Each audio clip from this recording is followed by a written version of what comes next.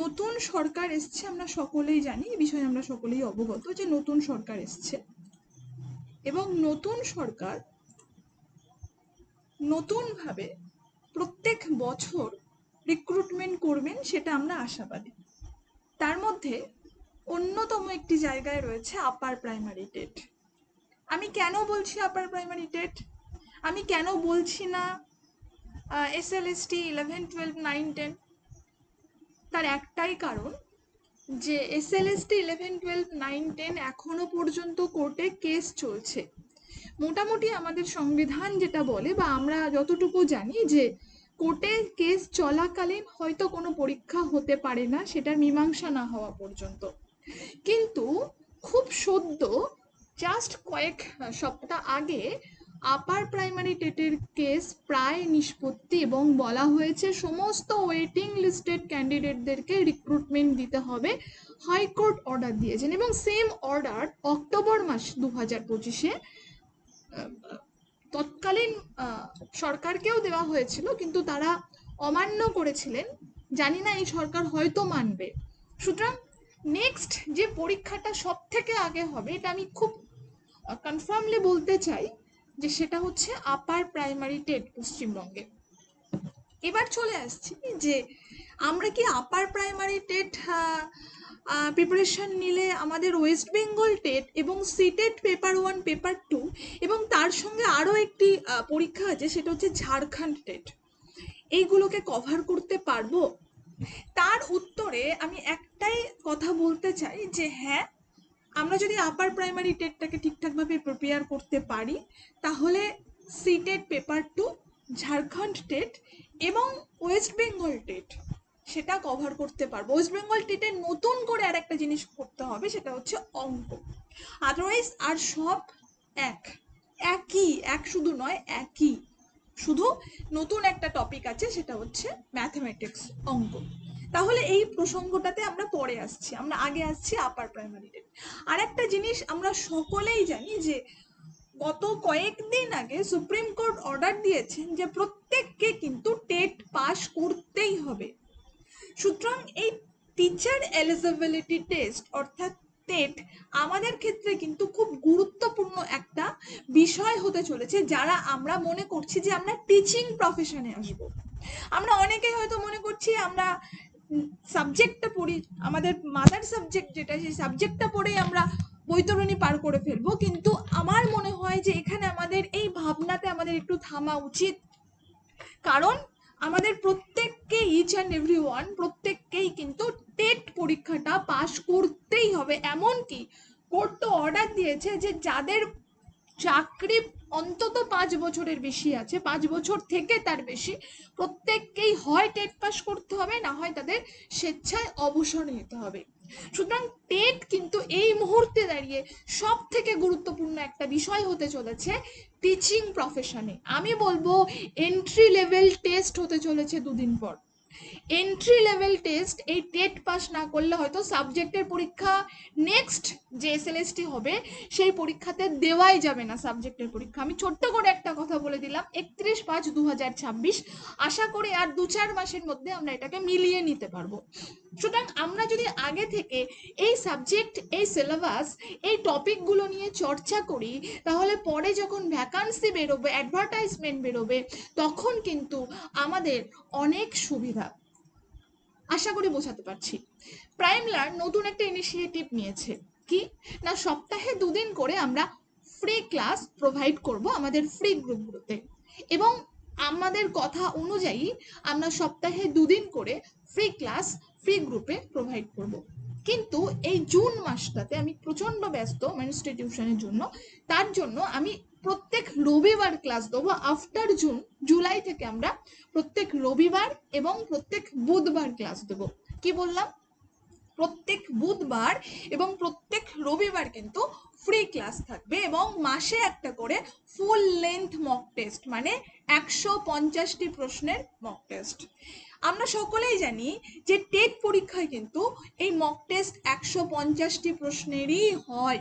যে পরীক্ষা যেটা, সেটা কিন্তু 150টি প্রশ্নেরই হয়, নাম্বারও থাকে কিন্তু 50টা। যে মোটামুটি মৌখিক বিষয় আমি বলে দিলাম, খুব বেসিক বিষয় বলে দিলাম, এবং এটা শুধু আমি বললাম বলে না, আমরা সকলেই জানি এখানে যারা আছি।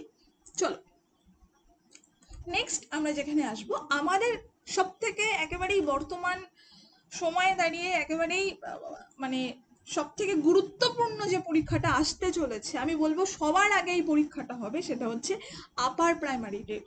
সেই আপার প্রাইমারি টেটের সিলেবাস নিয়ে আমরা একটু ডিসকাস করব। তারপরে এই সিলেবাসের সঙ্গে সিটেটের সিলেবাসের কতটা মিল, এই সিলেবাসের সঙ্গে ওয়েস্ট বেঙ্গল টেটের সিলেবাসের কতটা মিল, এই সিলেবাসের সঙ্গে ঝাড়খণ্ড টেটের সিলেবাসের কতটা মিল, সেটা আমরা দেখব। এবং এটা আমরা দেখে নেব যে আমরা কি তাহলে এই একটা প্রিপারেশন নিলে পুরো প্রিপারেশনটাকে কভার করতে পারবো। তার উত্তরে আমি আগেই বলে দিয়েছি যে হ্যাঁ আমরা পারবো। অন্তত প্রাইম লার্ন সেভাবে রেডি করছে যে এক প্রিপারেশনে যেন সবগুলো কভার করা যায়, রাইট। আসছি আমরা ফার্স্ট যেটা আমাদের, সেটা হচ্ছে শিশু মনস্কতত্ত্ব ও পেডাগগি। এটাকে আমরা বলতে পারি চাইল্ড ডেভেলপমেন্ট অ্যান্ড পেডাগগি। এখানে আমরা সকলেই জানি যে 30টি প্রশ্ন আছে এবং 30টি কোশ্চেনের জন্য অবশ্যই 30 নম্বর বরাদ্দ। এক একটা প্রশ্নের জন্য কিন্তু 1 নম্বর করেই বরাদ্দ এখানে, হ্যাঁ।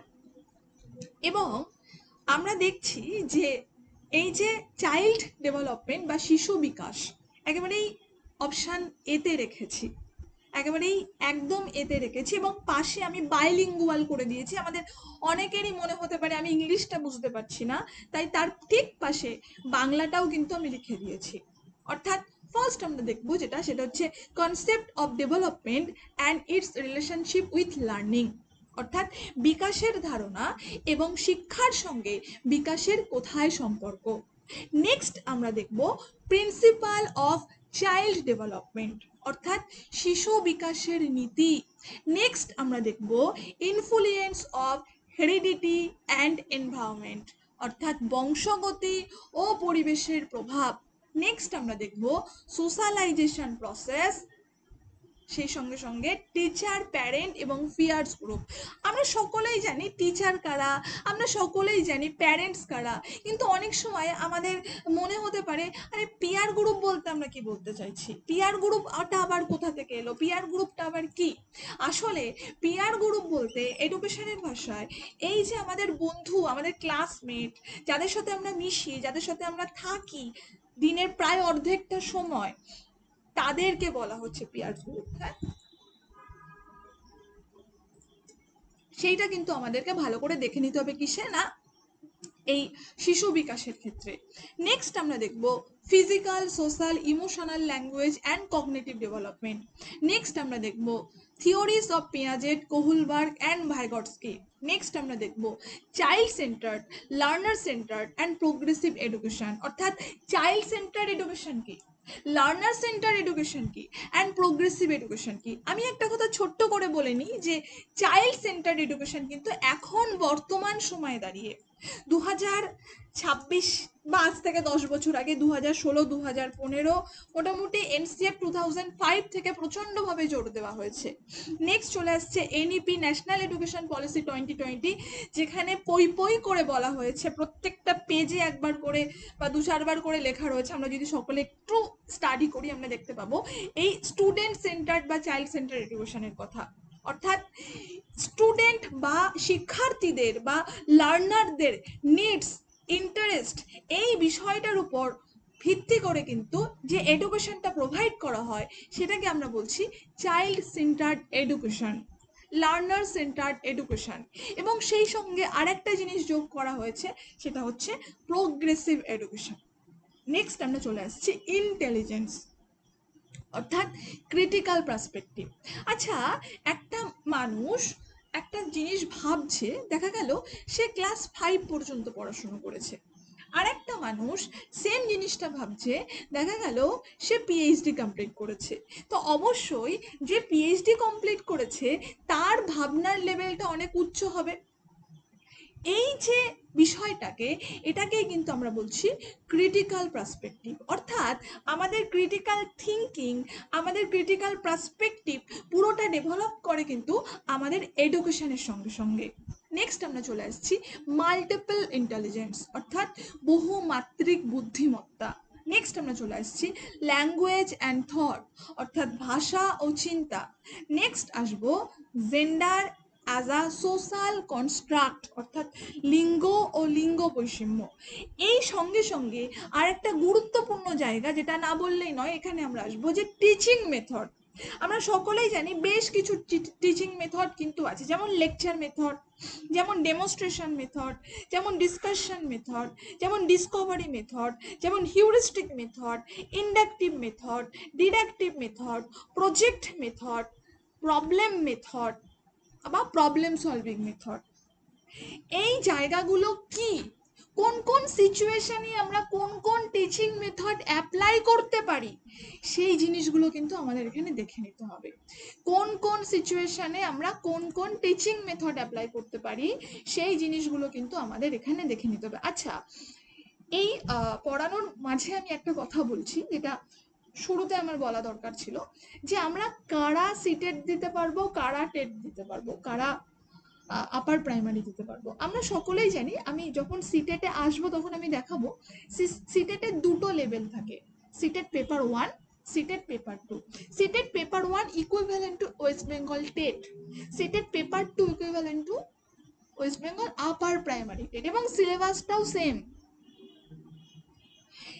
যাদের ডিএলএড করা আছে তারা সিটেট পেপার 1 পেপার 2 এইদিকে আপার প্রাইমারি টেট টেট দুটোই দিতে পারবে। যাদের বিএড করা আছে, বিএড ব্যাচেলার অফ এডুকেশনস, তারা কি করবে, তারা সিটেট পেপার 2 আবার এইদিকে আপার প্রাইমারি টেট এই জায়গাটার জন্য কিন্তু বরাদ্দ, অর্থাৎ ক্লাস 6 থেকে ক্লাস 8 পর্যন্ত বিএডদের জন্য, আমি বলবো ক্লাস 6 থেকে ক্লাস 12 পর্যন্ত বিএডদের জন্য, এবং যারা ডিএলএড করছে বা করছেন তাদের ক্লাস 1 থেকে ক্লাস 8 পর্যন্ত।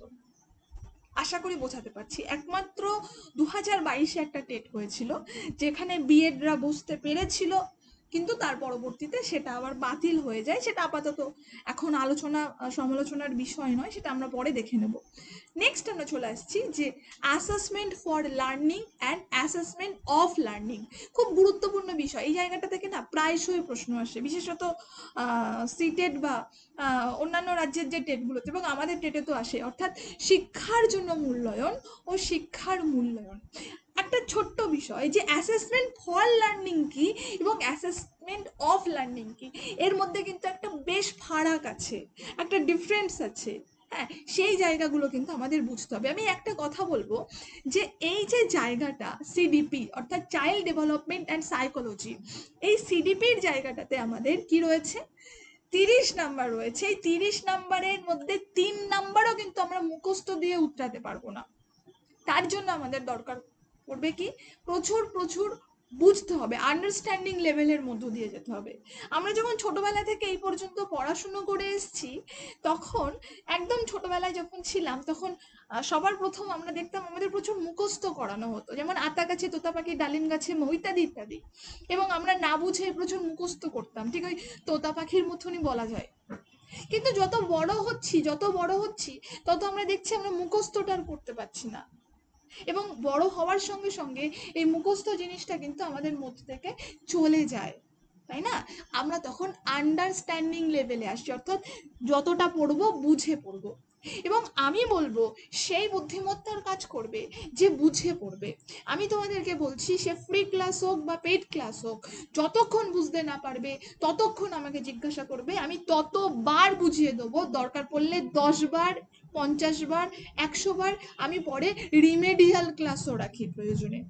হোয়াট ইজ রিমেডিয়াল ক্লাস, এখান থেকেও প্রশ্ন আসে। রিমেডিয়াল ক্লাসকে আমরা সেখানে আসবো, সেই প্রসঙ্গে আমরা আসবো যে রিমেডিয়াল ক্লাস কি। আশা করি বোঝাতে পারছি।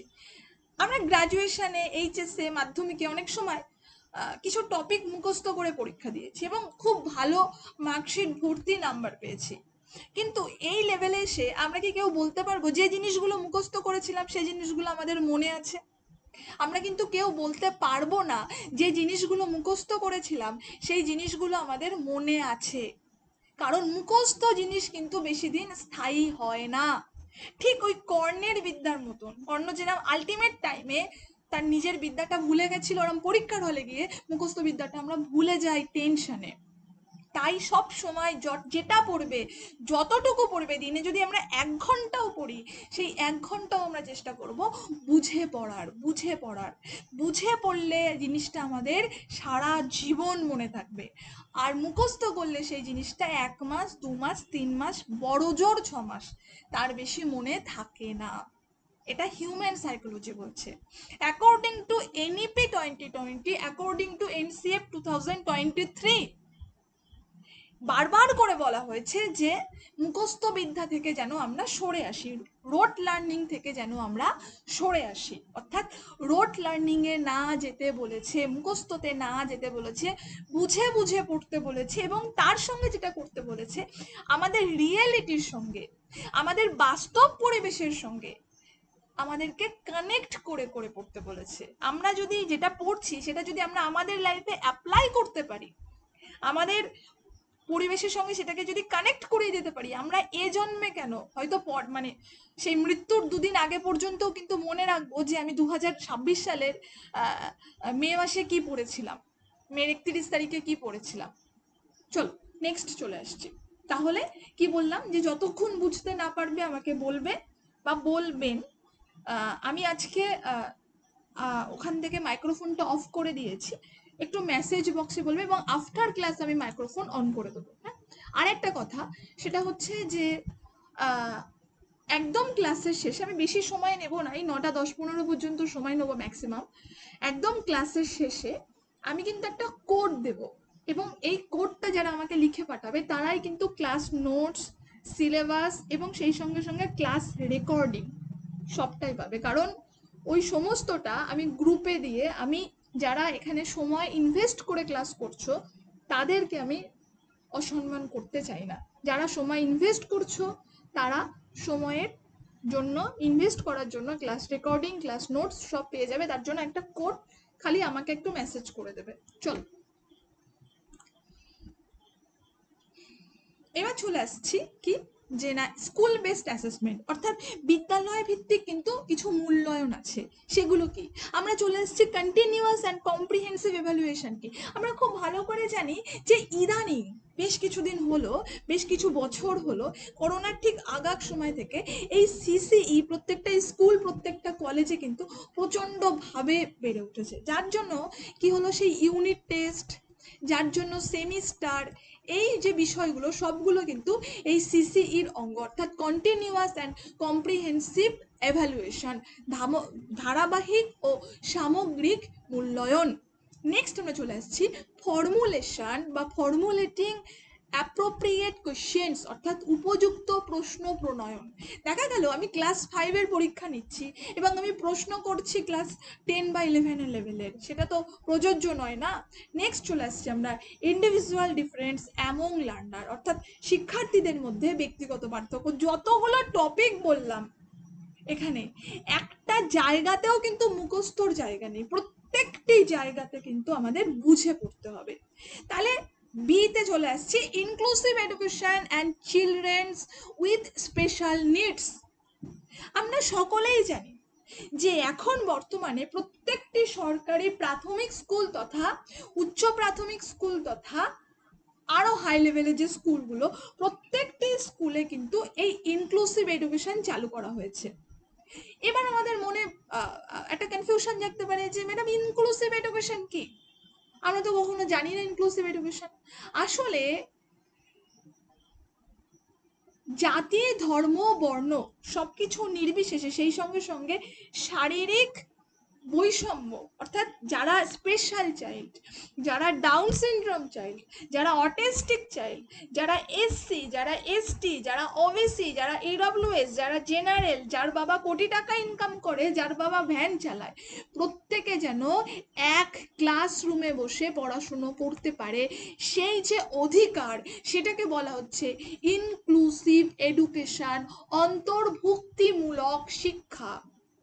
এবং এইটা ভীষণভাবে কার্যকর ওই স্পেশাল চাইল্ডদের জন্য বা বিশেষ চাহিদা সম্পন্ন শিশুদের জন্য।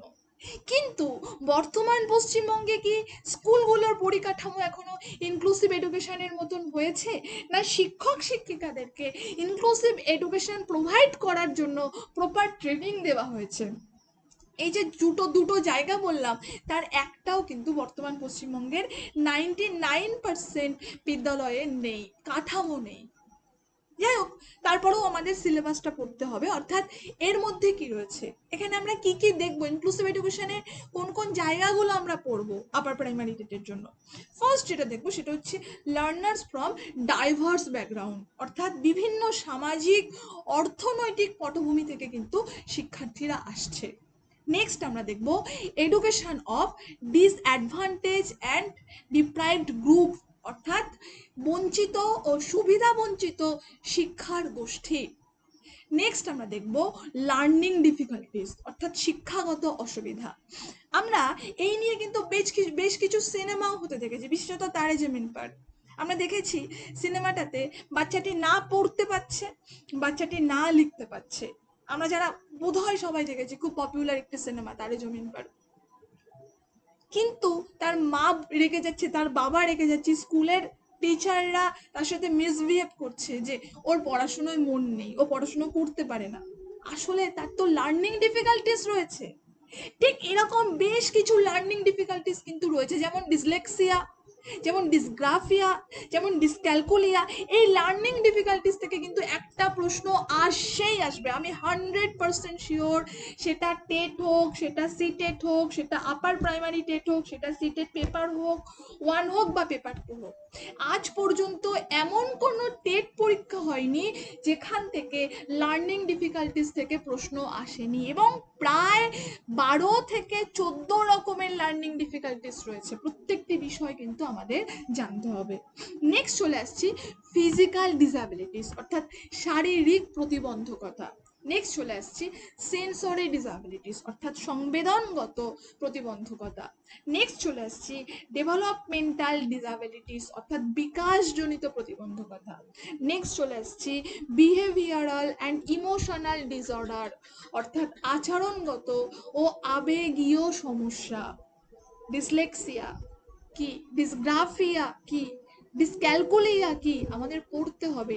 একেবারেই আমি আলাদা করে এখানে দিয়ে দিয়েছি, কারণ মনে হয় প্রত্যেক বছর একবার করে এখান থেকে প্রশ্ন এসছে।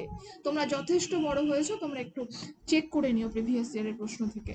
বিশেষত এই 3টে 12-14 রকমের মধ্যে এই 3টে সব থেকে বেশি গুরুত্বপূর্ণ। নেক্সট আমরা চলে আসছি নন ভার্বাল লার্নিং ডিফিকাল্টিস বা নন ভার্বাল লার্নিং ডিসএবিলিটিস, অর্থাৎ অমৌখিক শিক্ষণ অক্ষমতা আছে। ট্যালেন্টেড অ্যান্ড ক্রিয়েটিভ লার্নার, কিছু শিক্ষার্থী আছে যারা খুব ট্যালেন্টেড, কিছু শিক্ষার্থী আছে যারা খুব ক্রিয়েটিভ। যারা খুব ক্রিয়েটিভ তারা কিন্তু কোনো বিষয় সহজে মনে রাখতে পারে না, ভুলে যায়। কেন?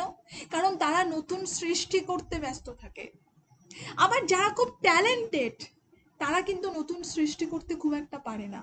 তাহলে মেধাবী ও সৃজনশীলতাকে আমরা মাঝে মাঝে না গুলিয়ে ফেলি। এই দুটোর মধ্যে কিন্তু ডিফারেন্স আছে, খুব সূক্ষ্ম একটা পার্থক্য, সেইটা আমাদেরকে বুঝতে হবে এবং প্রত্যেকটি জায়গা কিন্তু বুঝতে হবে। এখানে মুখস্থ করার কোনো জায়গা নেই, আমি আবারও বলছি। নেক্সট চলে আসছি ডিফারেন্টলি অ্যাবিল্ড লার্নার, অর্থাৎ বিশেষ সক্ষমতা সম্পন্ন শিক্ষার্থী। লার্নার উইথ SLD, অর্থাৎ নির্দিষ্ট শিক্ষণ অক্ষমতা সম্পন্ন শিক্ষার্থী বলতে কি বোঝানো হচ্ছে সেই জায়গাটা।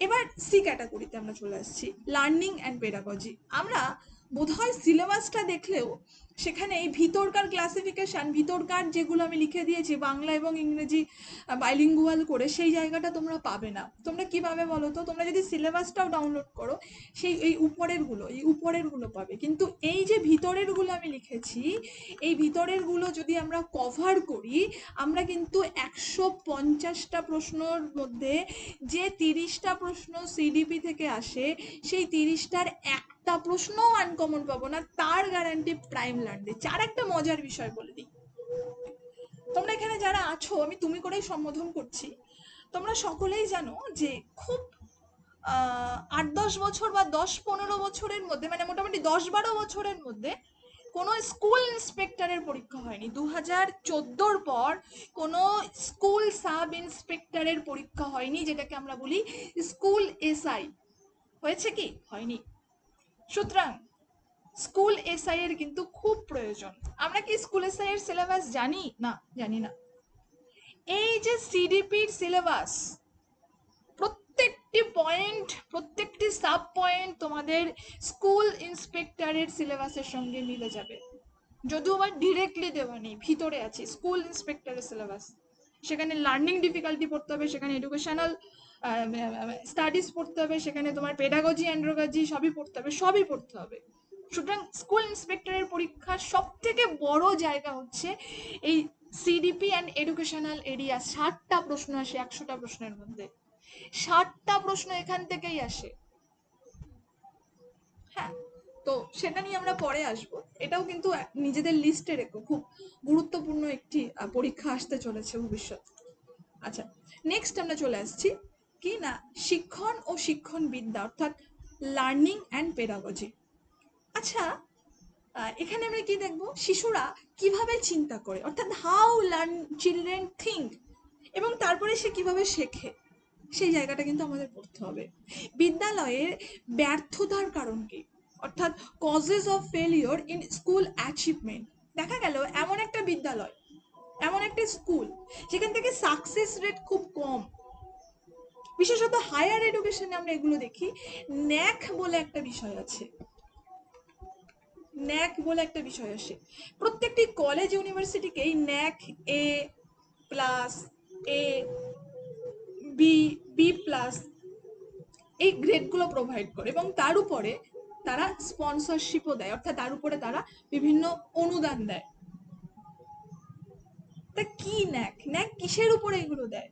ন্যাক একটা হায়ার এডুকেশনাল ইনস্টিটিউশনের পরিকাঠামো, এবং সেই সঙ্গে যেটা সব থেকে গুরুত্বপূর্ণ বিষয়, সেটা হচ্ছে সেই ইনস্টিটিউশনাল এডুকেশনের কি না, সেই ইনস্টিটিউশনাল এডুকেশনের সাকসেস রেট। খুব গুরুত্বপূর্ণ বিষয় কিন্তু একটা ইনস্টিটিউশনাল এডুকেশনের। শুধু বড় বড় হায়ার এডুকেশন কিন্তু, যে কোনো ইনস্টিটিউশনে, আমাদের প্রাইম লার্নের ক্ষেত্রেও কিন্তু সাকসেস রেট খুব গুরুত্বপূর্ণ বিষয়। এবং এটা আমি খুব গর্বের সাথে বলি যে আমরা লাস্ট এসএলএসটি 1.5 মাস সময় পেয়েছিলাম পড়ানোর জন্য, এবং 1.5 মাসই পড়িয়েছিলাম, এবং সেই 1.5 মাসে আমি 21 জনকে পড়িয়েছিলাম। আমি কোনো ব্যাচে 20-21 জনের বেশি কাউকে রাখি না। সেই 21 জনের মধ্যে 10 নম্বরের সঙ্গে ফাইট করে, 10 নম্বরের সঙ্গে ফাইট করে 10 জন কি হয়েছে, কল ফর ভেরিফিকেশন। আর 10 নম্বর উড়িয়ে দিলে মনে হয় ওটা মোটামুটি 17-18তে যাবে 21 জনের মধ্যে। এটা আমাদের ভীষণ বড় একটা সাফল্যের কাহিনী, এবং নেট সেট তো আছেই। সুতরাং এই যে সাকসেস রেট, এটা কিন্তু একটি ইনস্টিটিউশন, একটি স্কুল, একটি ইউনিভার্সিটি, একটি কলেজ, প্রত্যেকটি জিনিসের ক্ষেত্রে, প্রত্যেকটি বিষয়ের ক্ষেত্রে একটা গুরুত্বপূর্ণ বিষয়। নেক্সট আমরা চলে আসছি কোথায়, যে basic processes of teaching and learning, অর্থাৎ শিক্ষাদান ও শিক্ষণ প্রক্রিয়া। নেক্সট আমরা চলে আসছি লার্নিং স্ট্র্যাটেজিস অফ চিলড্রেন, অর্থাৎ শিশুদের শিক্ষণ কৌশল। নেক্সট আমরা আসছি learning as a school activity, অর্থাৎ সামাজিক কার্যকলাপ হিসাবে শিক্ষা। আমরা আসছি সোশ্যাল কনটেক্সট অফ লার্নিং, অর্থাৎ শিক্ষার সামাজিক প্রেক্ষাপট কি। আচ্ছা, আমরা কি শুধু নিজেদের প্রয়োজনে পড়াশুনো করব? না, এটা কিন্তু ভীষণ বড় একটা ভুল। আমরা কিন্তু কেবল নিজেদের প্রয়োজনে পড়াশুনো করি না। একজন শিক্ষিত ব্যক্তি একটা অন্যায় কাজ, একটা ভ্যালুলেস কাজ করতে কিন্তু 10 বার ভাববে। এটা এটা করা যেতে পারে, এটা বলা যেতে পারে, এ বাবা। কিন্তু যে শিক্ষার আঙিনায় আসেননি, হয়তো সে সিচুয়েশনের শিকার হতে পারে, যাই হোক, কোনো না কোনো কারণে যে মানুষটি শিক্ষার আঙিনায় আসেননি, সেই মানুষটি কিন্তু একটা যে কোনো ধরনের ক্রাইম, যে কোনো ধরনের কাজ কিন্তু করতে 2 মিনিটও ভাববে না। কেন? কারণ তার মধ্যে কিন্তু সেই মূল্যবোধটা, সেই নৈতিকতাটা গঠন হয়নি। তাহলে শিক্ষা আমাদের জ্ঞান দানের সঙ্গে সঙ্গে যেটা দান করে, সেটা হচ্ছে আমাদের চারিত্রিক গঠন। আমাদের নীতি নৈতিকতার গঠন। নেক্সট আমরা চলে আসছি কোথায়, সেটা হচ্ছে কি না, child as a problem solver, অর্থাৎ সমস্যা সমাধানকারী হিসাবে একজন শিশু।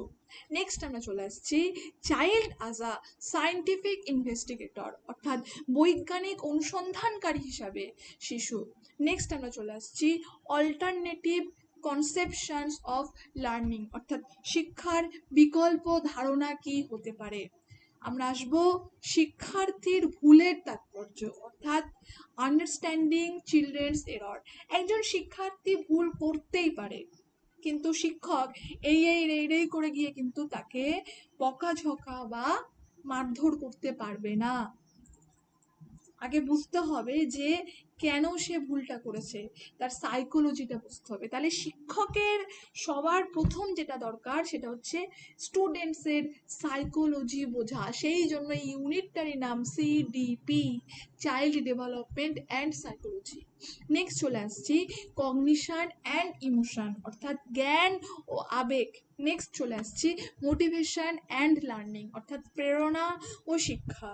আমরা চলে আসবো ফ্যাক্টর এফেক্টিং লার্নিং, অর্থাৎ শিক্ষাকে প্রভাবিতকারী ব্যক্তিগত ও পরিবেশগত উপাদান, অর্থাৎ শিক্ষাকে কোন কোন বিষয় এফেক্ট করে। আজকে তুমি পড়াশোনা করছো একটা ঘরে বসে, এবং দেখা গেল তোমার বাড়ির সামনেই একটা বড় মাঠ আছে এবং সেই মাঠে বিশাল বড় মেলা হয়েছে এবং বড় এক সেলিব্রিটি এসে অর্কেস্ট্রা এনে গান বাজানো হচ্ছে, তোমার কাল পরীক্ষা। তুমি খুব করে চাইছো পড়াশোনা করতে, তুমি খুব করে চাইছো কনসেন্ট্রেট করতে, কিন্তু তবুও 10% হ্যামারেজ হলেও কিন্তু হবে, ঠিক এই কারণে। অর্থাৎ শিক্ষা কিন্তু ব্যক্তিগত ও পরিবেশগত বিভিন্ন উপাদানের দ্বারা বিভিন্ন সময় এফেক্টেড হয়। আশা করি বোঝাতে হবে, যেটা আমি একটা ব্যাড এফেক্ট বললাম, গুড এফেক্টও আছে। এবার চলে আসছি পরবর্তী বিষয়, সেটা হচ্ছে প্রথম ভাষা আমাদের, অর্থাৎ বাংলা। এখানে আমাদের একটা জিনিস সবার আগে বুঝে নিতে, আমি তোমাদেরকে গ্রুপে গতকালই বোধহয় একটা প্যাসেজ পাঠিয়েছিলাম, একটু মনে করে দেখো। ঠিক ওরকম প্যাসেজ আমি ইংলিশের জন্য পাঠিয়েছিলাম, ওটা বাংলার ক্ষেত্রে এবং ইংলিশের ক্ষেত্রে পড়বে। ওইটার উপর ডিপেন্ড করছে তোমার 15টা নাম্বার, অর্থাৎ যেটাকে আমরা বলছি ল্যাঙ্গুয়েজ কম্প্রিহেনশন, ভাষাগত বোধ পরীক্ষণ। অনেকে আমরা এটাকে আবার রিডিং কম্প্রিহেনশনও বলে থাকি, আরসি। এখানে আমাদের দুটো আনসিন প্যাসেজ থাকবে। নাম্বার ডিভিশন কেমন থাকবে, 10 + 5 হতে পারে, 7 + 8 হতে পারে, ডিপেন্ড করছে, কিন্তু 15 নাম্বার টোটাল এখানে থাকবে দুটো আনসিন প্যাসেজে। তার মধ্যে একটা থাকবে গদ্যাংশ বা প্রোস, একটা থাকবে পদ্যাংশ বা কবিতাংশ বা পোয়েট্রি। খুব ভুল না করলে গদ্যাংশে নাম্বার বেশি থাকবে, পোয়েট্রিতে নাম্বার কম থাকবে। হয়তো গদ্যাংশে থাকলো 10, পোয়েট্রিতে থাকলো 5, কিংবা গদ্যাংশে থাকলো দেখা গেল 8, পোয়েট্রিতে থাকলো 7, টোটাল 15 নাম্বার কিন্তু এখানে কভার করবে। এখানে কি কি আসতে পারে না, এই যে প্যাসেজটা, এই প্যাসেজটার উপর ডিপেন্ড করে তোমাদের দেখা গেল কিছু প্রশ্ন আসবে, এবং এই প্যাসেজের যে বিষয়গুলো রয়েছে সেখান থেকে তোমাদের গ্রামার ভিত্তিক 2-4টে প্রশ্ন এখানে দেবে। ঠিক সেই জন্য টেট বা আপার প্রাইমারি টেটে গ্রামারটা গুরুত্বপূর্ণ। কিন্তু আমি বলবো অনেক টিচাররা গ্রামারটাকেই একেবারে সর্বস্ব জ্ঞান করে পড়ান।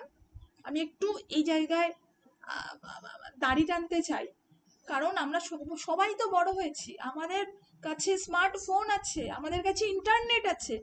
স্মার্টফোন ইন্টারনেট থাকতে আমরা অন্যকে বিশ্বাস করব কেন? আমরা এখন 21শ শতাব্দীতে দাঁড়িয়ে রয়েছি, সে যে টিচারই হোক না কেন, দিনের শেষে সে কিন্তু একজন মানুষ, তারও ভুল হতে পারে।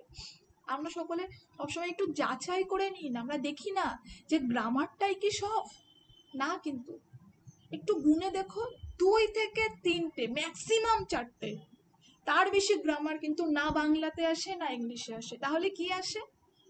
একেবারে কম্প্রিহেন্সিভ কোয়েশ্চেন্স।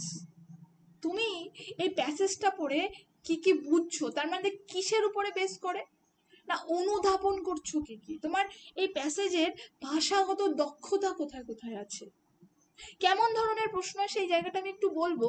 যেমন ধরো একটা প্রশ্ন আসতে পারে যে ধরো একটা প্যাসেজ তোমাকে দেওয়া হলো, বলা হলো যে এই প্যাসেজের টাইটেল কি সিলেক্ট হতে পারে। এক্সামিনার 1 2 3 4 চারটে টাইটেল সিলেক্ট করে দিল, প্যাসেজটা পড়ে তোমার মনে হবে যে কোন টাইটেলটা ঠিক, সেই টাইটেলটাকে তোমাকে টিক দিতে হবে। এবং মজার বিষয়, দুটো টাইটেল এমন আসবে যে দুটো টাইটেল পড়ে তোমার মনে হবে আরে এই দুটো টাইটেলের কোনটা নেব, এটা না ওটা, এটা না ওটা। এই ধরনের প্রশ্ন প্রশ্ন আসতে পারে এই অনুধাবন ভিত্তিক অর্থাৎ কম্প্রিহেনশন ভিত্তিক বা বোধমূলক, যে একেবারে ডাইরেক্ট থিওরিক্যাল প্রশ্ন, অর্থাৎ এই প্যাসেজের যে তথ্য ভিত্তিক ওটা কাকে বলা হচ্ছে, ওই জায়গাটা কোথায় অবস্থিত, তার নাম কি, এই ধরনের প্রশ্ন কিন্তু আসবে বেশি, এবং 3 থেকে 4টে গ্রামার। তাহলে এখান থেকে আমরা 15 নম্বর কভার করে নিচ্ছি, এই কিন্তু যাচ্ছে 15 নম্বর। তাহলে আর 15 নম্বর কিন্তু পেডাগজিক্যাল এরিয়া, অর্থাৎ পেডাগজি অফ ল্যাঙ্গুয়েজ ডেভেলপমেন্ট। এই আরেকটা জায়গা, এখানেও কিন্তু মুখস্থ বিদ্যা চলবে না, নৈব নৈব ছ, মুখস্থ বিদ্যা নৈব নৈব ছ। মুখস্থ যদি তুমি করে যাও, আমি তোমাকে বলছি তুমি টেটে 90-এর উপরে নাম্বার ক্যারি করতে পারবে না। এবং এই যে আপকামিং আপার প্রাইমারি টেট, তোমাদের কোয়ালিফাইং থাকবে হয়তো 90-তে, কিন্তু 90 পেলে তুমি কল ফর ভেরিফিকেশন পাবে না, কাট অফ মার্কসে আসতে পারবে না। কেন পারবে না? কম্পিটিশন লেভেল দেখো, 10 বছর 11 বছর হতে চললেও কোনো আপার প্রাইমারি টেট পরীক্ষা হয়নি। তোমাকে মিনিমাম 150-এর মধ্যে, একদম বাস্তব কথা বলছি আমি, তোমাকে 130 পেতেই হবে, অভাবে 125, অভাবে 125, এবং 130 পেলে তোমার চাকরির জায়গাটা সিকিওর। আর একটা জিনিস বলে রাখি, ইন্টারভিউ হয়তো 10 নাম্বারের হবে, যদিও বা লাস্ট আপার প্রাইমারি ইন্টারভিউ কিন্তু এই 10 নাম্বারেরই হয়েছে।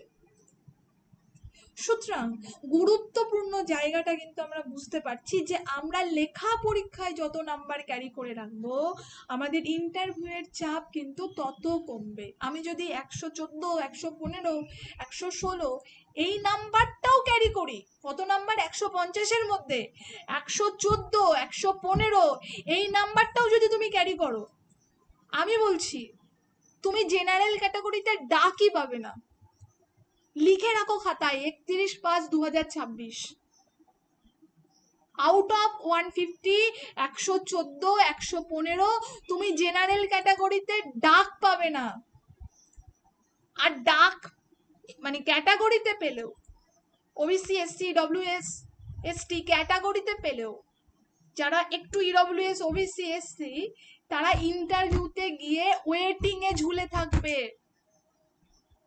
আমি হাওয়ায় কথা বলছি না, 2015 যে সিনিয়র দাদারা যারা আপার প্রাইমারি টেট দিয়েছে, যারা 15 থেকে 20 নাম্বার পেয়েছে, 115 থেকে 20, তারা প্রত্যেকে ওয়েটিং এ ঝুলে রয়েছে। খোঁজ নিয়ে দেখে নিও, একটু খোঁজ নিয়ে দেখো, এখনো পর্যন্ত ওয়েটিং এ ঝুলে রয়েছে। পরীক্ষা দিয়েছে ছেলে মেয়েগুলো 2015 সাল, আজকে 2026, ওরা যখন পরীক্ষা দিয়েছে তখন হয়তো তোমরা স্কুলে পড়তে, তারপরে এখনো একটাও আপার প্রাইমারি টেট হয়নি। 150-র মধ্যে তারা পেয়েছে কত, 115, 116 করে নাম্বার পেয়েছে। আমি এমন ব্যক্তিগতভাবে অনেককে চিনি যারা ওয়েটিং এ ঝুলে রয়েছে।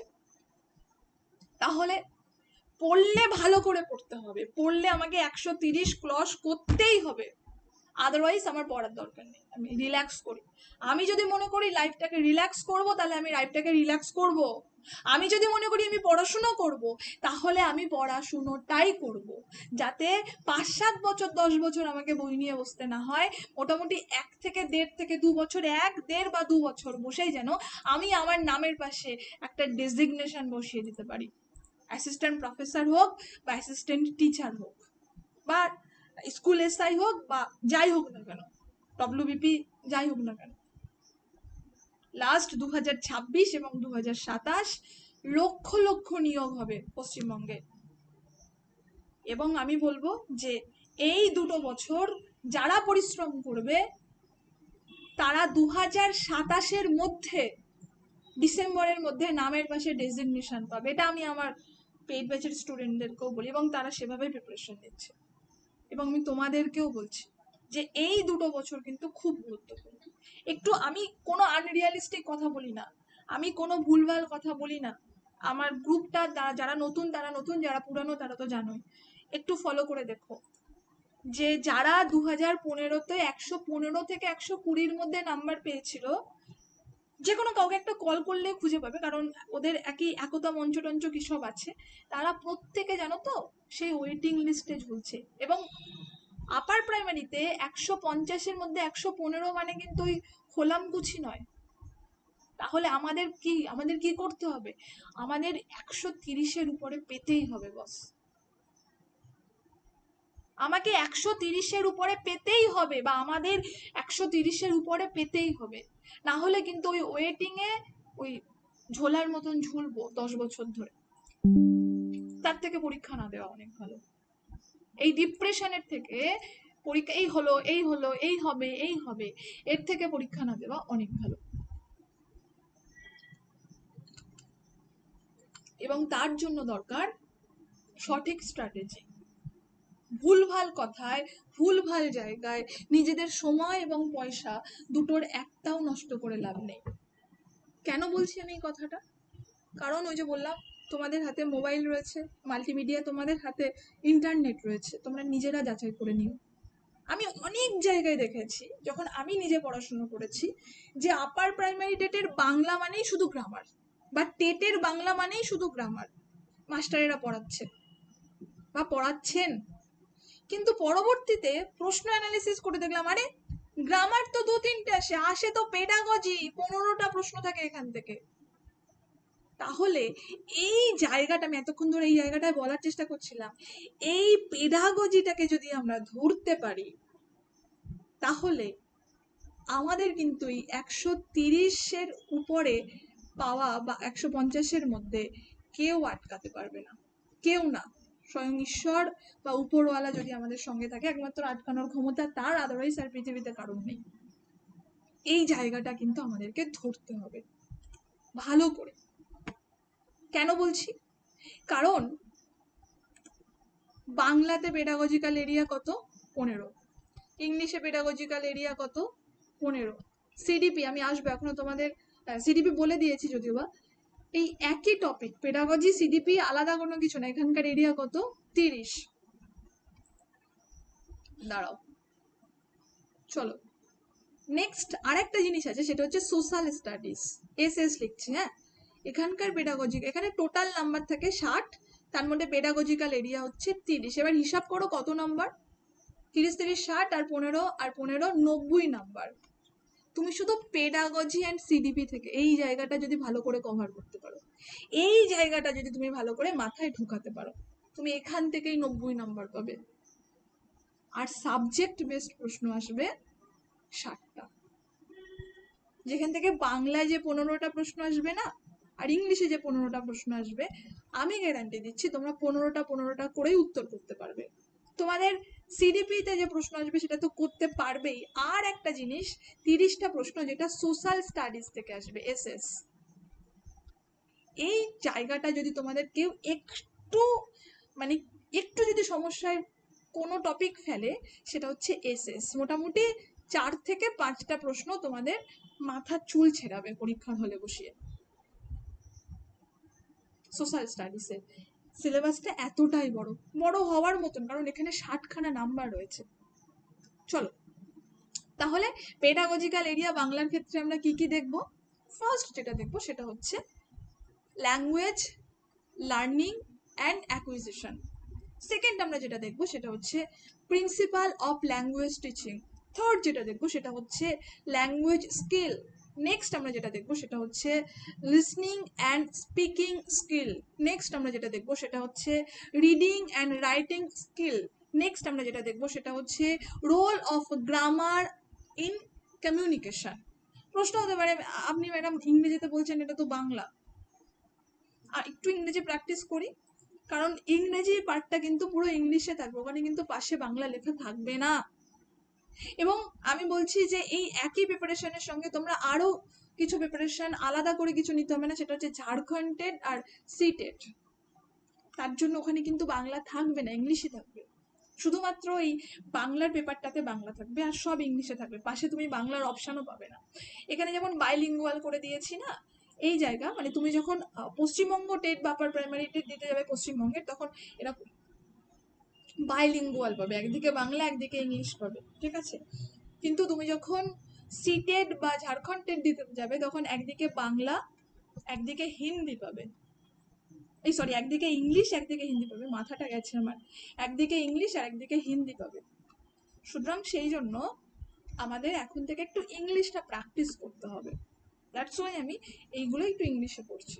আমি আবার বাংলায় পড়ে দিচ্ছি, সেটা হচ্ছে কি যে ভাষা শিক্ষা, ভাষা অর্জন আমাদের পড়তে হবে, ভাষা শিক্ষার মূল নীতি আমাদের পড়তে হবে, ভাষাগত দক্ষতা কি আমাদের পড়তে হবে, শ্রবণ ও কথন দক্ষতা কি আমাদের পড়তে হবে, পঠন লিখন দক্ষতা কি আমাদের পড়তে হবে, যোগাযোগে ব্যাকরণের ভূমিকা কি আমাদের পড়তে হবে, বহুভাষিক শ্রেণীকক্ষ কি আমাদের পড়তে হবে, ভাষাগত ত্রুটি ও সমস্যা আমাদের পড়তে হবে, ভাষাগত দক্ষতার মূল্যায়ন আমাদের পড়তে হবে। আর একটা ইম্পর্টেন্ট টপিক সেটা হচ্ছে TLM, টিচিং লার্নিং মেটেরিয়ালস পড়তে হবে, খুব গুরুত্বপূর্ণ একটি টপিক। নেক্সট হচ্ছে text book and multimedia resource, ICT in language teaching, information and communication technology language teaching এর ক্ষেত্রে কতটা গুরুত্বপূর্ণ আমাদেরকে পড়তে হবে। নেক্সট যেটা পড়তে হবে সেটা হচ্ছে রিমেডিয়াল টিচিং, অর্থাৎ প্রতিকারমূলক শিক্ষা। What is remedial teaching? এই জায়গাটা আমি আজকে পড়ানোর প্ল্যান ছিল, আমি যদি শেষ সময় পাই আমি পড়াবো TLM and remedial teaching. Next হচ্ছে লেসন প্ল্যান, অর্থাৎ পাঠ পরিকল্পনা। নেক্সট হচ্ছে মাইক্রো টিচিং। নেক্সট হচ্ছে অ্যাসেসমেন্ট অ্যান্ড এভালুয়েশন। এবার চলে আসছি ল্যাঙ্গুয়েজ 2 ইংলিশ। আমি আর আলাদা করে বলছি না, সেম প্যাটার্ন বাংলায় যা বলেছি এখানে তাই তাই, ঠিক আছে। প্যাসেজের ক্ষেত্রে, ঠিক আছে, গ্রামারের ক্ষেত্রে কম্প্রিহেনশন, গ্রামার ভোকাবুলারি, এগুলো একটু গ্রামার অ্যান্ড ভোকাবুলারি ওই জায়গাগুলো ভালো করে পড়তে হবে, ঠিক আছে। আনসিন প্রোজ প্যাসেজ যেগুলো থাকবে সেটা হচ্ছে একটু লিটারারি ন্যারেটিভ সায়েন্টিফিক প্যাসেজের উপরে এরা বেশি যায়, ঠিক আছে, এই জায়গাগুলো ভালো করে দেখো। আর যেটা গ্রামার পেডাগজি এবং ইংলিশ পেডাগজি অনেক, মানে বাংলা পেডাগজি এবং ইংলিশ পেডাগজি অনেকটা একই, কিছু কিছু জায়গায় ডিফারেন্স আছে, দেখো ভালো করে দেখো। এখানে প্রশ্ন আসবে ইংলিশে, হয়তো একই প্রশ্ন ইংলিশে ইংলিশ ভার্সানে দেবে, বাংলাতে বাংলা ভার্সানে। 2022 কেটে দেখে নিও আছে, বাংলাতে বাংলা ভার্সানে দেবে, একই প্রশ্ন, ঠিক আছে। সুতরাং এই জায়গাগুলো কিন্তু কি, ফার্স্ট যেটা সেটা হচ্ছে ল্যাঙ্গুয়েজ লার্নিং অ্যান্ড অ্যাকুইজিশন, খুব গুরুত্বপূর্ণ একটি topic, language learning and acquisition. Next principal of language teaching. Next listening and speaking skill. Next language functions. Next grammar role. Next language difficulties and disorders, language skill, approaches of English teaching, method of English teaching, technique of English teaching, evaluations of speaking, listening, reading and writing। চলে এসছি TLM, same টপিকগুলো কিন্তু আমরা দেখলাম এতেই, বাংলাতেই কিন্তু দেখলাম TLM, text books, multimedia resource, multilingual resource and remedial teaching. এইবার আমাদের সেই বহু কাঙ্ক্ষিত জায়গা সোশ্যাল স্টাডিজ। আমি বলবো এই জায়গাটা একটু গুরুত্ব দেওয়ার মতন করে গুরুত্ব দিও। কেন বলো তো? তোমাদের পরীক্ষার হলে সব থেকে বেশি প্রবলেমে যদি কেউ ফেলে তাহলে এইটা ফেলবে। আমার ক্লাস করে যদি যাও, সিডিপি এবং পেডাগজি, এই যে 90 মার্কস, সেই সঙ্গে সঙ্গে 15 প্লাস 15, অর্থাৎ 120 নাম্বারে তোমাদের কোথাও কি বলতো, মানে এরকম পেনের ফুল স্টপ ফেলতে হবে না, পেনের ফুল স্টপ ফেলতে হবে না, ভাবার জায়গা থাকবে না, মানে এমনভাবে প্রশ্ন পড়বে আর এমনভাবে ক্লাসগুলো আমি করাবো। শুধু মোটামুটি 4 থেকে 6টা প্রশ্ন ভাবাবে সোশ্যাল স্টাডিজে বা সোশ্যাল সায়েন্সে। কি কি আছে এখানে দেখে নেব। এই জায়গাটা কিন্তু খুব একটা ব্রড জায়গা। ইতিহাস সবার প্রথম আমরা দেখব, একটু দেখে নিই আমরা, চলো। আর কি আছে? ভূগোল, চলো। আর কি আছে? সোশ্যাল অ্যান্ড পলিটিক্যাল লাইফ, যেটাকে আমরা অন্যান্য ভাষায় বলে থাকি পলিটি, অর্থাৎ সমাজ ও রাষ্ট্রবিজ্ঞান, আর পেডাগজিক্যাল ইস্যু তো আছে। তাহলে এই 3টে পার্ট আছে, এই 3টে পার্ট থেকে কিন্তু 30টা প্রশ্ন আসবে। ইতিহাস থেকে আসবে 10টা প্রশ্ন। কি কি টপিক এখানে আমাদেরকে পড়তে হবে? First, when, where and how, অর্থাৎ কোথায়, কখন, কিভাবে, কোন ঘটনা ঘটেছিল পড়তে হবে। একদম লিস্ট তৈরি করে দেবো এই জায়গাটা, কোথায়, কখন, কিভাবে, কি ঘটেছিল, সমস্ত ঐতিহাসিক বিষয়। নেক্সট, প্রাচীনতম সমাজ কি পড়তে হবে, প্রথম কৃষক ও পশুপালক পড়তে হবে, প্রথম নগর সভ্যতা পড়তে হবে, প্রাথমিক রাষ্ট্র পড়তে হবে, নিউ আইডিয়াস বা নতুন ভাবনা পড়তে হবে, প্রথম সাম্রাজ্য পড়তে হবে, দূরবর্তী অঞ্চলের সঙ্গে যোগাযোগ পড়তে হবে, রাজনৈতিক উন্নয়ন পড়তে হবে, সংস্কৃতি ও বিজ্ঞান পড়তে হবে, নতুন রাজা ও রাজ্য পড়তে হবে, দিল্লির সুলতান পড়তে হবে, স্থাপত্য পড়তে হবে, সাম্রাজ্যের সৃষ্টি পড়তে হবে, সামাজিক পরিবর্তন পড়তে হবে, রিজিওনাল কালচার বা আঞ্চলিক সংস্কৃতি পড়তে হবে, স্টাবলিশমেন্ট অফ কোম্পানি পাওয়ার, অর্থাৎ কোম্পানির শাসন প্রতিষ্ঠা কিভাবে হচ্ছে আমাদেরকে জানতে হবে, পড়তে হবে, রুরাল লাইফ অ্যান্ড সোসাইটি, গ্রামীণ জীবন ও সমাজ পড়তে হবে, উপনিবেশবাদ ও উপজাতি সমাজ পড়তে হবে, 1857 থেকে 1858 সালের যে বিদ্রোহ, খুব গুরুত্বপূর্ণ বাংলার ইতিহাসে, আমরা অনেকে এটাকে ভীষণ গুরুত্বপূর্ণ একটা ভূমিকা পালন করেছিল পরবর্তীতে বাংলার স্বাধীনতার ক্ষেত্রে, পড়তে হবে, নারী ও সমাজ সংস্কার, বর্ণপ্রথার বিরুদ্ধে আন্দোলন, জাতীয়তাবাদী আন্দোলন, স্বাধীনতার পর ভারত, এই জায়গাগুলো কিন্তু আমাদের দেখতে হবে। ভূগোলের ক্ষেত্রে কি কি দেখবো? Geography as social science and science, অর্থাৎ সামাজিক বিজ্ঞান ও বিজ্ঞান হিসাবে ভূগোল, জায়গাটা আমাদেরকে ভালো করে দেখতে হবে। সৌরজগতে পৃথিবী, গ্লোব, অর্থাৎ পৃথিবীর মডেল, প্রাকৃতিক ও মানব পরিবেশ বলতে কি বোঝানো হয়, অর্থাৎ একটা এনভায়রনমেন্টের মধ্যে ন্যাচারাল এনভায়রনমেন্ট আছে, আবার হিউম্যান এনভায়রনমেন্ট আছে। তুমি যদি আফ্রিকার জঙ্গলে চলে যাও, অ্যামাজনে, তাহলে যেটা পাবে সেটা প্রাকৃতিক পরিবেশ, ওখানে কোনো হিউম্যানের কোনো জায়গা নেই। তুমি যদি এখন কলকাতার নিউ টাউনে যাও, তুমি যেটা পাবে সেটা 90% প্লাস হচ্ছে মানব পরিবেশ, এমনকি ওখানকার যে গাছগুলো সেগুলোও কিন্তু মানুষের দ্বারা সৃষ্টি, সেই ডিজাইন অনুযায়ী তৈরি। নেক্সট হচ্ছে এয়ার, ওয়াটার, মানে পুরো এয়ার ওয়াটার, মানে এয়ার পলিউশন, এয়ার সম্বন্ধে, বায়োডাইভার্সিটি সম্বন্ধে, এয়ার কোয়ালিটি ইন্ডেক্স সম্বন্ধে, ওয়াটার মানে ওয়াটার পলিউশন, ঠিক আছে। তারপরে তোমার কি বলবো, তোমার ওয়াটারের সবটা আর কি, লেকিক ওয়াটার কি, এই ওয়াটার কি, ওয়াটার কি, সবই পড়তে হবে, ঠিক আছে। মিষ্টি জল কতটা আছে, তোমার লবণাক্ত জল কতটা আছে, ভারতবর্ষের কতটা জল, তার মধ্যে কোনগুলো আমরা ব্যবহার করছি, সাইক্লিক প্রসেস কিভাবে হচ্ছে জলের, সব জায়গাগুলো কিন্তু আমাদের দেখতে হবে। নেক্সট চলে আসছি হিউম্যান এনভায়রনমেন্ট, অর্থাৎ মানব পরিবেশ, বসতি, পরিবহন, যোগাযোগ, পুরো বিষয়টা আমাদের দেখতে হবে। অর্থাৎ এটা আমরা চলে আসছি আঞ্চলিক ভূগোলে। হ্যাঁ, রিসোর্স, প্রাকৃতিক সম্পদ দেখতে হবে, অ্যান্ড হিউম্যান রিসোর্স, মানব সম্পদ, অ্যান্ড নেক্সট যেটা সেটা হচ্ছে এগ্রিকালচার।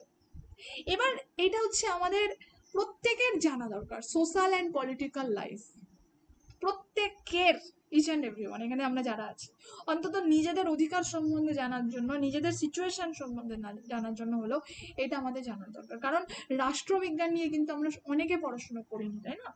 রাষ্ট্রবিজ্ঞান আমাদের অনেকে ভাষার মধ্যে ছিল না, সোশিওলজি বা সোশ্যাল এর বিষয়গুলো আমাদের অনেকের ভাষার, অনেকের সাবজেক্টের মধ্যে ছিল না। কি কি জায়গায় আমাদের পড়তে হবে?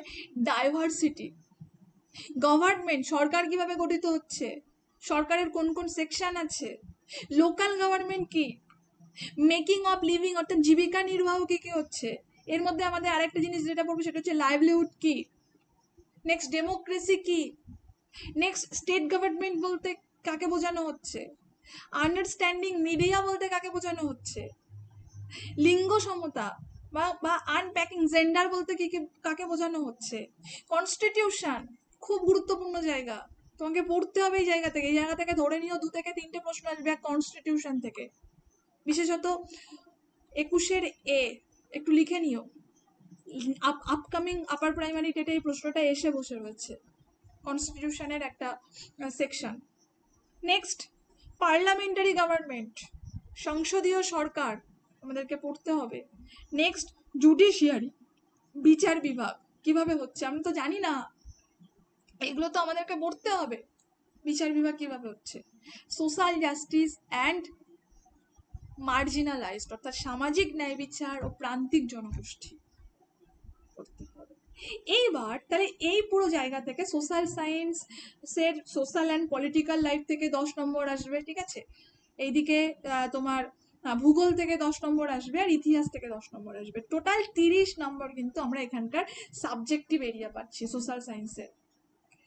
আমি এই 30 নম্বরে যেগুলো পড়াবো, মোটামুটি যে নোটসটা প্রোভাইড করব, যারা এখানে WBCS বা অন্যান্য PSC এর পরীক্ষার প্রিপারেশন নিচ্ছ, মিসলেনিয়াস টিয়াস, সেখানকার যে জিকে আছে, সেখানকার যে পলিটি আছে, আমার মনে হয় না মানে ওই জায়গাগুলো আর আলাদা করে পড়ার প্রয়োজন হবে। এখানে যে সিলেবাসটা আছে এবং যে যে নোটসগুলো আমরা প্রোভাইড করব, আশা করি আমরা বোঝাতে পারছি। নেক্সট আমরা চলে আসছি কোথায়, নেক্সট আসছি আমরা আমাদের পরবর্তী বিষয়, যে এখানকার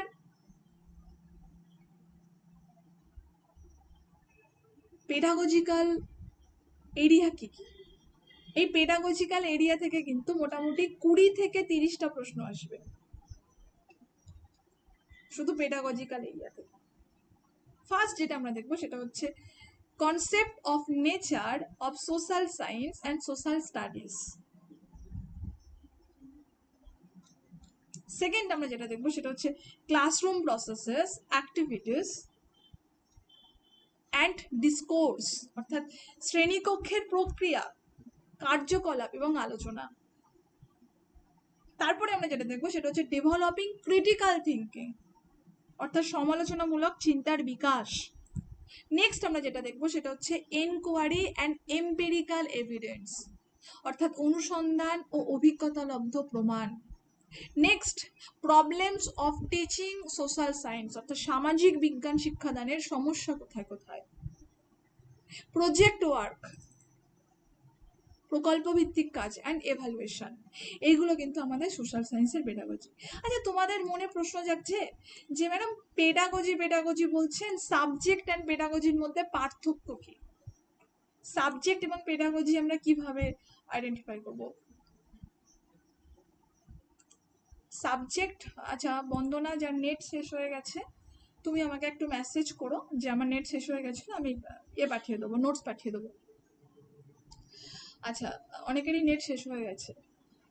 আচ্ছা, যেখানে ছিলাম আমরা, কোথায় ছিলাম? আচ্ছা, পেডাগজি আমরা কিভাবে বুঝবো যে পেডাগজি বলতে কি বোঝানো হয়, বা অনেকে আমরা এটাকে বলি পেডাগগি, সেটা বোঝানো হয় কি? আচ্ছা, আমরা যখন একটা ক্লাসরুমে বাংলা পড়াতে যাই, বা আমরা যখন একটা ক্লাসরুমে ইতিহাস পড়াতে যাই, বা আমরা যখন একটা ক্লাসরুমে ভূগোল পড়াতে যাই, তখন আমাদের পড়ানোর স্টাইল কিন্তু আলাদা হয়। ভূগোল পড়াতে গেলে আমি একটা মডেল নিয়ে যাব, গ্লোব। বাংলা পড়াতে গেলে আমি রবীন্দ্রনাথ ঠাকুরের একটা ছবি নিয়ে যেতে পারি। আমি নিশ্চয়ই বাংলা ক্লাসে গ্লোব নিয়ে ঢুকবো না, তাই না? আমি যদি লাইফ সায়েন্স পড়াতে যাই, সেখানে জুওলজির এরিয়া আমি সাপ, ব্যাং, তেলাপোকা এইসব কাটবো। বোটানির এরিয়া আমি বিভিন্ন গাছগাছালি আনতে বলবো। অর্থাৎ আমরা একটা জিনিস ভালো করে বুঝতে পারছি যে আমাদের কিন্তু বিভিন্ন সাবজেক্টের পড়ানোর স্টাইল বিভিন্ন। তাহলে আমি একটু জায়গাটায় লিখে বোঝাই যে একটা সাবজেক্ট,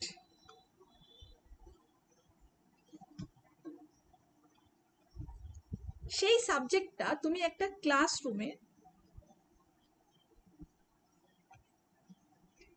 পড়াচ্ছ, এবং এই সাবজেক্টটা কোন স্টাইলে পড়াচ্ছ, তোমার কোন মাধ্যমে পড়াচ্ছ, কোন পদ্ধতিতে পড়াচ্ছ, কেমন ভাবে পড়াচ্ছ, সেই যে মাধ্যম, সেই যে পদ্ধতি, সেই যে কেমন ভাব, সেইটাকেই আমরা বলছি পেডাগগি বা পেডাগজি। তাহলে সাবজেক্ট আর ক্লাসরুমের মাঝখানকার যে পড়ানোর মাধ্যম, যে পড়ানোর পদ্ধতি, সেটাকেই কিন্তু আমরা বলছি পেডাগজি। আমার মনে হয় তুমি মানে বইয়ের যে ভাষাটা সেটা তোমার মনে রাখতে অনেক কষ্ট হবে, ঠিক আছে? তো এইটা একটু মনে রাখো যে ম্যাডাম, এক ম্যাম ক্লাস নিয়েছিলেন প্রাইম লার্নে, একটু বলেছিলেন, এক জায়গায় একটা সাবজেক্ট লিখেছিলেন, এক জায়গায় একটা ক্লাসরুম লিখেছিলেন, মাঝখানে এরম অ্যারো অ্যারো অ্যারো অ্যারো দিয়েছিলেন এবং বলেছিলেন এই মাঝখানটুকুকে আমরা পেডাগজি করছি, এই মাধ্যমটাকে আমরা পেডাগজি করছি, এই পদ্ধতিটাকে আমরা পেডাগজি করছি। আচ্ছা, তাহলে আজকে আমরা বেশ কিছুটা সময় অতিবাহিত করলাম এবং আপার প্রাইমারি টেটের সিলেবাসটা কিন্তু আমরা খুব ডিটেইলে জানলাম। আমার মনে হয় না তোমরা অন্য, মানে আমি জানি না অন্য কোথাও, আমার তো চোখে অন্তত পড়ে না অন্য কোথাও বোধহয় এতভাবে ক্লাসিফিকেশন করা থাকে সিলেবাসটাকে। আমি সিলেবাসটাকে কেবল তাদেরকেই পাঠাবো যারা শেষ পর্যন্ত ক্লাসে ছিলেন, ঠিক আছে? আর একটা জিনিস, সেটা হচ্ছে নেক্সট আমরা চলে আসবো সিটেড পেপার টু সিলেবাস। একদম চোখের সামনে দেখতে পাচ্ছ তোমাদের কিন্তু সিটেড পেপার টু সিলেবাসটা অলরেডি শো করা আছে। এবং সিটেড পেপার টু কাদের জন্য না, সিটেড পেপার টু ডিএলএড এবং বিএড দুজনই কিন্তু এই পরীক্ষাতে বসতে পারবে। বিএড এবং ডিএলএড দুজনেই কিন্তু এই পরীক্ষাতে বসতে পারবে।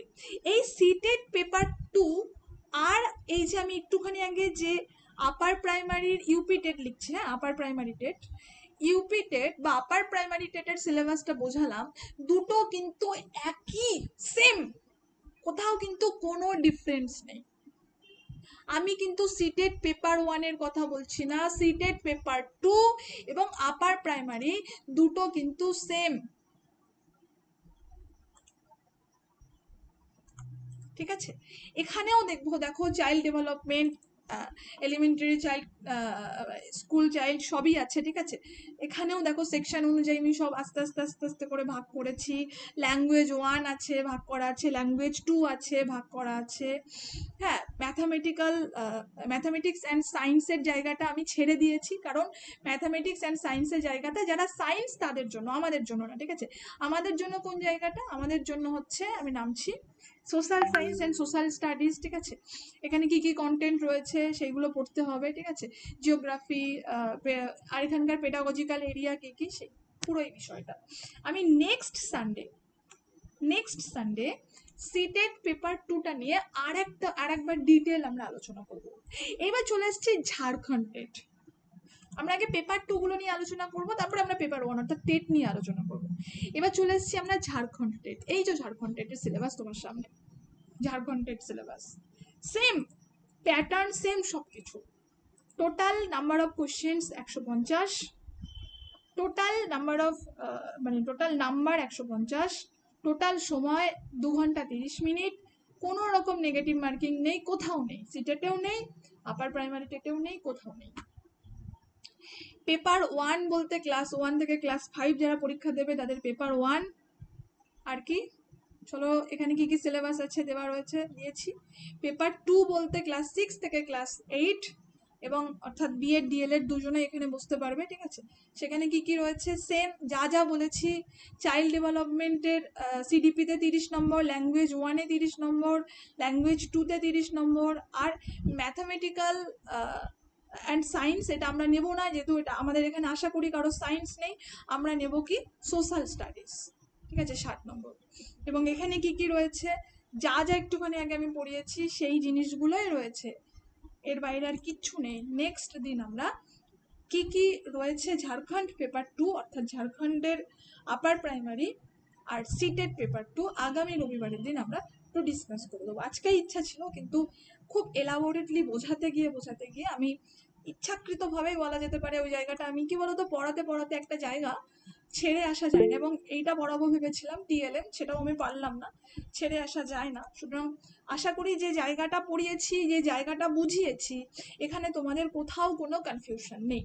আচ্ছা, মোটামুটি আমরা একেবারেই শেষ বিন্দুতে এসে পৌঁছেছি বা শেষ প্রান্তে এসে পৌঁছেছি। আমার মনে হয় যে আমি বোধহয় 1 ঘন্টা সময় নিয়েছি তোমাদের থেকে, 1 ঘন্টা 15 মিনিট।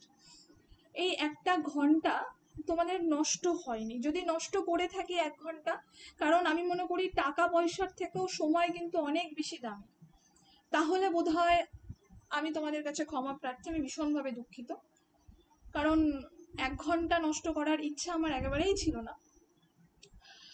কিন্তু যাদের লাভ হয়েছে, যারা বলছো যে ঠিক আছে আমার খুব ভালো লেগেছে, তাদের কাছে আমার একটা জিনিস অনুরোধ, যে ক্লাস যদি ভালো লেগে থাকে, আমি প্রত্যেককে বলবো ক্লাস ভালো লাগুক বা খারাপ লাগুক, তোমরা সকলেই আশা করি আমাদের গ্রুপে আছো, এবং আমাদের গ্রুপের আমি আহ, আহ, আমি একটুখানি তোমাদের সাথে কথা বলতে চাই। আমাদের গ্রুপের আমি প্রাইভেসি সেকশন খুলে দিচ্ছি।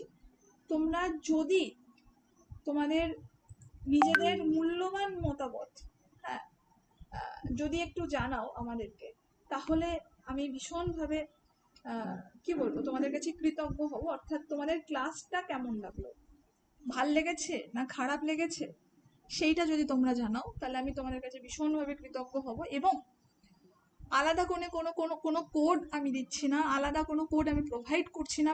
পুরো ক্লাসটা কিন্তু রেকর্ডিং চললো, এখনো ক্লাস রেকর্ডিং আছে।